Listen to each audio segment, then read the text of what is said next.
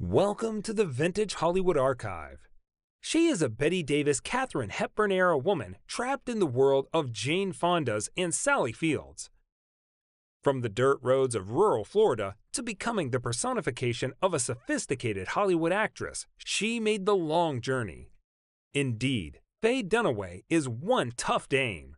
Why was Faye Dunaway her own worst enemy? Make sure to watch the video until the end, and if you are new here, don't forget to join our wonderful community by subscribing to the Vintage Hollywood Archives channel. Faye Dunaway, the 70s perfectionist diva. A powerful emblem of 1970s American cinema, Faye Dunaway is one of the most captivating actors of her generation. It is, however, fair to say that her reputation as a performer has also been accompanied by a reputation as a diva. She has been referred to as difficult and temperamental, as well as being unhinged by Roman Polanski after having worked with her on Chinatown. Was she really difficult or just misunderstood? Or maybe the word difficult is not enough to describe Faye Dunaway. See what you missed about Dunaway in this video. Maybe Dunaway's reputation as a diva is justified, maybe it's not. But if ever there was an actress born to the wrong generation, it is Faye Dunaway, who seems far more comfortable in the smoky bars of Chinatown than at the Oscars. It was almost impossible to ignore how much she looked like a throwback to the era of Bette Davis and Joan Crawford, with all the sharp angles and radioactive glamour even as a young actor. Her contemporaries Jane Fonda, Ellen Burstyn, and Julie Christie seem to belong largely in the rough-and-tumble 1970s era. But Dunaway, who was described as quick and vivid as a flame, in the words of critic David Thomas, always held herself differently from others, aloof and apart from their world. She wasn't an ingenue. Even as a young actor, she was tough.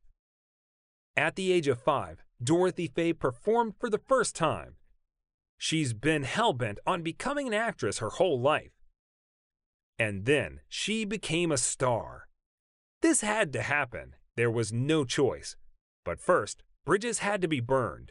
She was born in Bascom, Florida, a dusty backwater about an hour away from Georgia. For a time, her dad was a farmer. Then he joined the Army.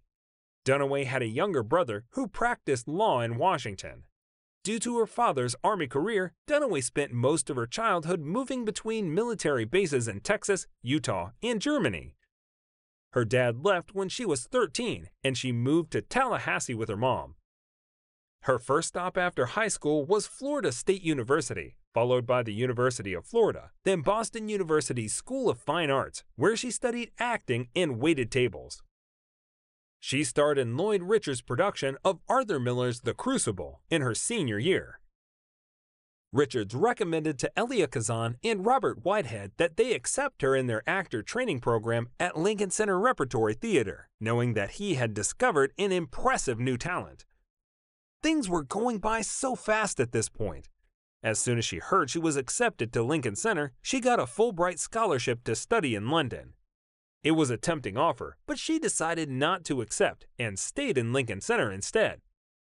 The truth was that she wasn't destined to be just another acting student for very long. In no time, she got a part in Robert Whitehead's Broadway production of A Man for All Seasons. Exactly 3 weeks after graduating from Boston University, she made her professional debut on June 24, 1962. Afterward, Dunaway gushed about her Cinderella-like luck, saying, "It's what's known as a break." In terms of stardom, Faye Dunaway is not your typical everyday movie star. Dunaway has a stature of a powerful force of nature, a nimbus of temperament, the power of a hurricane. A great deal of emotion spills out of her, a lot of big emotions. It seems as if she's dripping with drama. Drama is the way she lights a cigarette, which she does repeatedly, one after another. Drama in her laugh, the head was thrown back, hoarse, robust, full of nervous intensity. She's dramatic just sitting there on the couch. It is clear in Dunaway's mind, though, that there has been a real change, a metamorphosis, a return to basics, on both a professional and personal level. The real woman was emerging after 5 years in England. Through some well-received stage work in London, the release of a new movie, and plans for more, she was discovering who she really was. The Dunaway of that day was a low-key one. An upbeat Dunaway. There was a bounce back for Dunaway. There's nothing fancy about Dunaway. She's just solid, down-to-earth, and exactly the way Dunaway wanted her to be. Maybe Dunaway's identification with Bonnie is the key to how she perceived herself, or what's driven her through life. After 6 decades, she said she still feels like the chewing gum waitress turned superstar bank robber and has an affinity for Bonnie Parker. Bonnie and Clyde opens with Faye Dunaway's cherry red, half-parted lips. It's like she's enjoying the power of her own beauty as she looks in a frosty mirror. Her face has a faint smile of self-approval. This is the role that meant the most to her. As she said, "I was a Southern girl, just like Bonnie. My frustrations were the same as Bonnie's. We both wanted to get out of that small town, limited environment, and move on to a more prosperous life. It was a part of my makeup as a woman." She also confessed, "Bonnie is quite tragic, which is not the case with me at all. It is incredibly touching to me, as she is like a delusioned child." She has the wonderful line where she says, "I thought we were going somewhere. But this is it, isn't it? We're just going." In truth, she was headed straight towards death, and that kind of thing tears your heart out. Having been rewarded with a successful film, life was a lot better than it had been before. In the late 1960s and early 1970s, Dunaway was a mainstay along with Jack Nicholson, Warren Beatty, and Ellen Burstyn, forming the core of what is now regarded as one of the classic periods of American cinema, starting with Bonnie and Clyde and ending with Star Wars. At the time, did it feel that way? The answer is no, she says. Of course, it didn't. There has been a period of uneven success for Dunaway since she won the Best Actress Oscar in 1976. It was her wild-eyed Crawford impersonation in 1981's Mommy Dearest that earned her the Razzie Award, also known as the Golden Raspberry Award. According to her at the time, the movie was meant to be viewed as a window into a tortured soul. But it was turned into a camp. In general, her better films are more interesting to watch because they have more interesting plots. While the behind-the-scenes look at Chinatown, Bonnie and Clyde, and Network are wonderful, they are much less satisfying when the audience gets to The Champ, The Towering Inferno, and Supergirl. Dunaway probably felt the same way about these movies. There is indeed an expectation to this rule, in the form of the story Mommy Dearest, a rather average movie, but a story of high drama nonetheless. It would be fair to say that in reviewing her entire career, you will come to realize that many of her portrayals are so distinctive, it would be impossible to picture another actress in the roles she played. In films like Supergirl and on television shows like Evita Peron, we were able to see Diva Dunaway at her best. It was Dunaway who, at a real low point in The Wicked Lady, gave a topless lass a sound of bullwhipping and screamed, "No more wire hangers." In Dunaway's view, it is impossible to succeed if you don't try, which is why her performance in Barfly is such a triumph. In Dunaway's performance here, there is a lot of new-level solidity and groundedness, as well as a completely different kind of sensuality that has been beaten to a pulp. The character of Wanda may have been ravaged by alcohol, a burned-out case, but in Dunaway's eyes, she had never been more womanly or more natural. It would seem that she is almost serene as she plays a loser. The scale of Dunaway's portrayal in Barfly is accurate to reality, but her off-screen persona is much greater. In person, her indomitability as well as her lightning-fast intelligence are nothing short of impressive. When she was a 46-year-old woman, her personality had a blend of high-strung fragility and iron will, kind of like a cross between Medea and Blanche Dubois, the two roles she played in the past. Dunaway could not have been in a better position than that. She is indeed larger than life. Despite all that, she was a little bit of a challenge to work with, if you believe some of the reports that she owns up to, and some of which she admits to. There is a common thing among these stories: slavish attention to makeup and hair, half-day-long delays, tantrums, fights, recriminations, and bad blood. Roman Polanski, who directed her in Chinatown, described her as a gigantic pain. The common thread, though, isn't that she's too wacky to do what needs to be done, but rather that she's too neurotically perfectionist, too driven. Perfectionist is one of the words that kept coming up over and over again when Dunaway was talking about her or when others were talking about her. Most actors carry a certain level of passivity, a little bit of giving, and a desire to be molded into something different than who they are.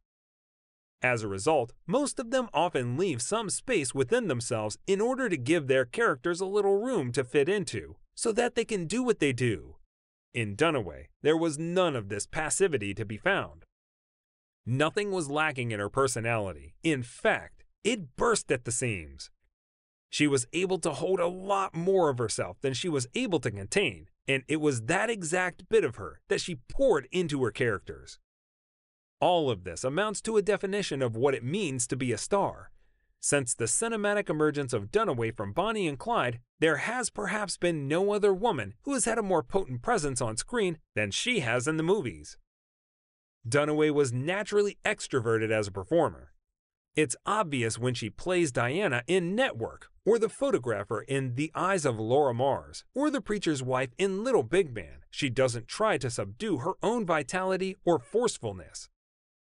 While she can be fully immersed in the character she is portraying, she always retains a strong sense of her own personality.